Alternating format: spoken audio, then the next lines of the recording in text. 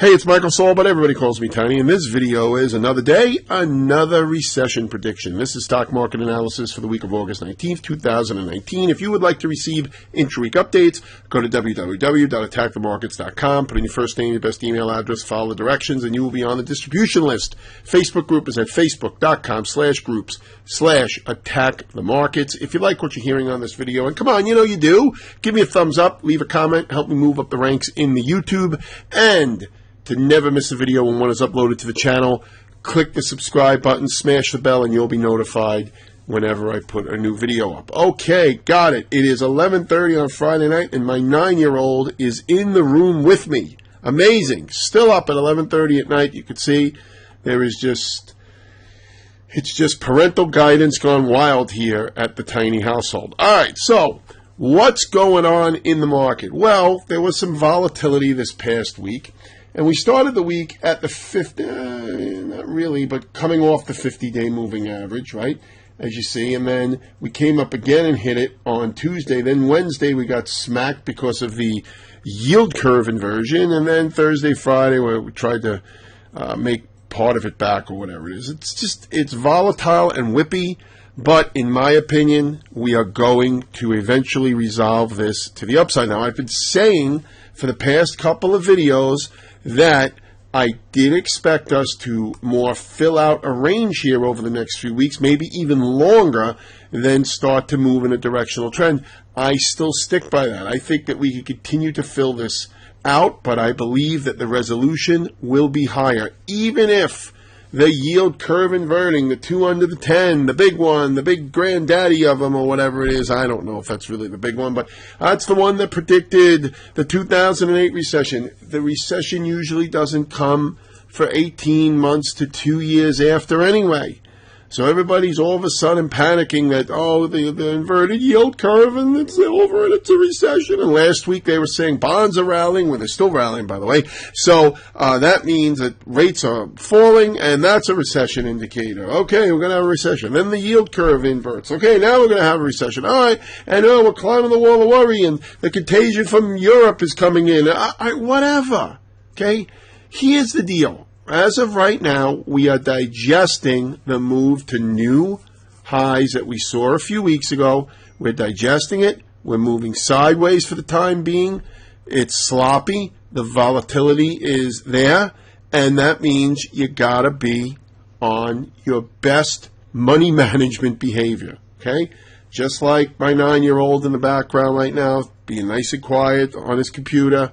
Okay? That's how you have to be with the market. You have to be disciplined. Now, I have been saying every time we get to the highs or we trade into the highs to do what? To trail stops and manage. New highs are not a place that I look to initiate.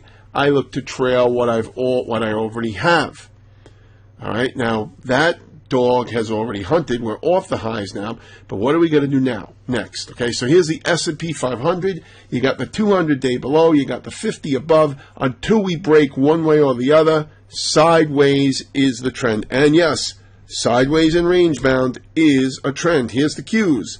Looks kind of the same. The Dow looks a little bit weaker. We don't really care about that. The Russell looks way weaker, of course. Came down and clipped the summer lows before reversing. All right, it went down on Thursday, and then on Friday it reversed. So let's see what this is going to do. This is below the moving averages, though, so it's a different situation. The mid-caps, they wound up closing back above the 200. All right, so for now, looks more sideways than directional trending biased. Okay, here's the semiconductors. It's kind of sitting here. Here's KLA Tanker. I mean, it doesn't really look like a bad-looking stock here. It doesn't look like a bad-looking pattern for the time being. All right, let's see what we got here. And yeah, it's all coiled up. See if it releases out to the upside. If it does, will it get to 150? Here's NVIDIA. Yeah, definitely sloppy. Here's Intel. Yeah, more sloppy than anything here. Not a real strong directional trend. Let's look at the banks real quick. Okay, yeah, they were trying to get going. Instead, they lost it, ripped through the moving averages, came down to the lows down here. So, I mean, Yeah, there's Fibonacci support here, but for most of all, it's just sideways action here. I mean, here's Bank of America, here's Citigroup, which was the best looking one in my opinion. It's getting hit too, and this is because rates are falling, right? So when rates are falling, that affects the banks. All right. What else you got? You got J.P. Morgan. It's all right. It's around the 200-day. But there's, like I say all the time, right? If something isn't set up, there's just better fish to fry. Here's the brokers. Here's Goldman. Here's Morgan. I'm not interested in these.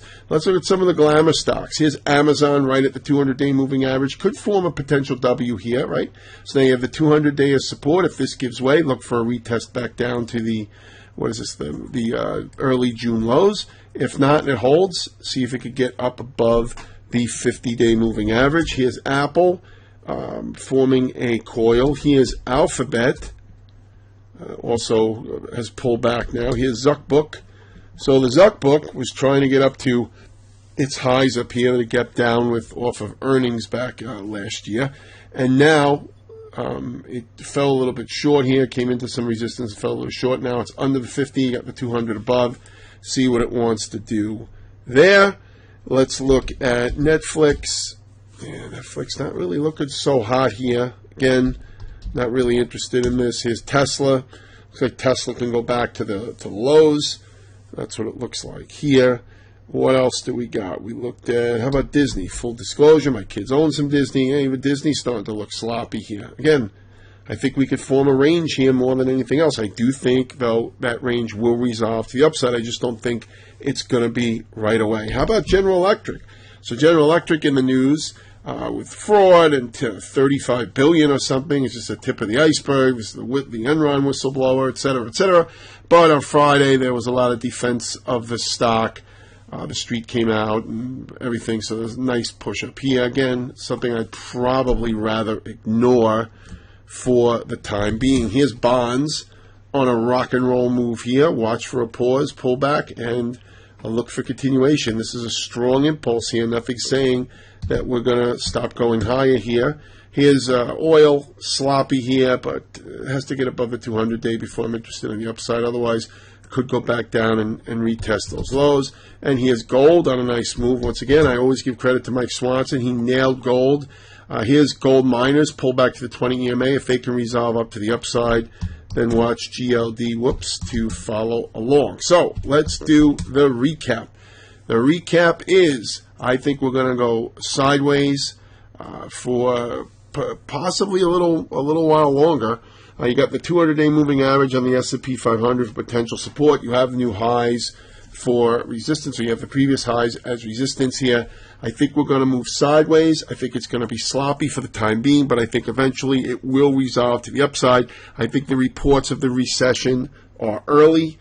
I don't think we see one. And, the inverted yield curve, okay, something to look at, but usually the recession does not hit until later on down the road, and there's some big names coming out that's saying that this yield curve inversion is tainted and it's not the same. And I don't know why they would say that, and there's people I respect and people that I believe are much smarter than I am, but I don't understand why this time it's different, right? It's the same thing as saying this time it's different, and usually when people say that, it isn't, right? Anyway. Questions? I got answers. Tiny@attackthemarkets.com. Have a great trading week. I'll talk to you in the intra-week updates or in next week's video. Have a great trading week.